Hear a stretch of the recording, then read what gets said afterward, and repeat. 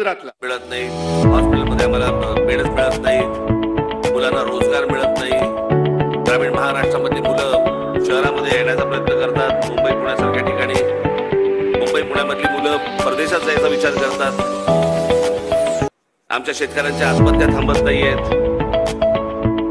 अनेक विषय आणि ज्याची सोडवणूक झालेली नाही त्या गोष्टींची सोडवणूक झाली नसल्यामुळे अनेक लोकांनी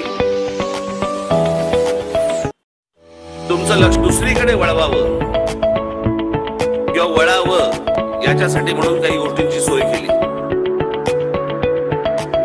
हा खर तर महाराष्ट्र संपूर्णपणे हिंदुत्वाने भारावलेला महाराष्ट्र, पण या हिंदुत्वाने भारावलेल्या महाराष्ट्राला त्यांचं हिंदुत्व तोडण्याचं काम प्रामुख्याने या महाराष्ट्रामध्ये शरद पवारांनी केलं आणि ते म्हणजे जाती जातीमध्ये भेद निर्माण केले.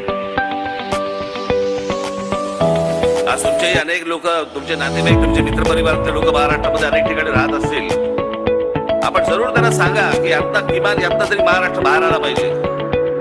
मी माझ्या अनेक सभांमध्ये सांगितलं, उद्या महाराष्ट्र नवनिर्माण सेना असो, शिवसेना असो, भाजपा असो, तुमची काँग्रेस असो, एनसीपी असो, हे राजकीय पक्ष मेले तरी चालतील, महाराष्ट्र जगला पाहिजे.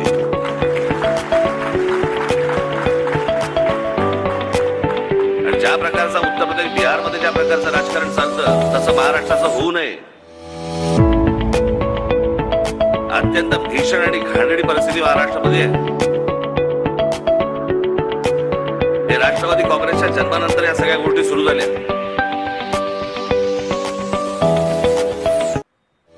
महाराष्ट्रामधला जो एकोपा, आमच्या संत परंपरा, आमच्या संतांनी जी दिलेली शिकवण, एकोप्याची शिकवण, एकत्र राहण्याची शिकवण, सगळं विसरून झालोय आपण. का? यांच्या स्वार्थी राजकारणासाठी.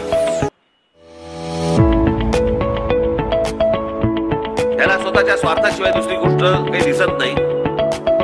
2019 निवडणूक आपण विचार करून बघा. या मुंबईमध्ये असू देत किंवा या शिवडी मतदारसंघामध्ये आपण घेऊया. या शिवडी मतदारसंघामध्ये आहे, मागच्या वेळेला शिवसेना भारतीय जनता पक्षाला लोकांनी मतदान केलं आणि शिवसेना भारतीय जनता पक्षाला मतदान केल्यानंतर निकाल ज्यावेळेला लागले त्यावेळेला शिवसेना उठली आणि ज्यांच्या विरोधात निवडणुका लढवल्या त्यांच्याबरोबर जाऊन बसली, फक्त मुख्यमंत्री पदाची गळ्यात माळ घालण्यासाठी. तुम्हाला कोणाला विचारलं होतं? तुम्हाला कोणाला सांगितलं होतं? तुम्हाला तुमच्या मताचा हा अपमान नाही वाटत?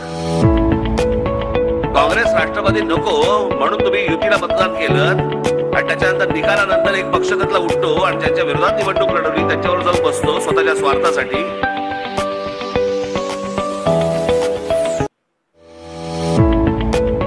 हे कोणतं राजकारण आहे?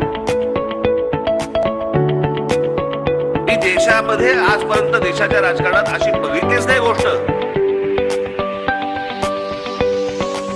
की ज्यांच्या विरोधात निवडणूक लढवली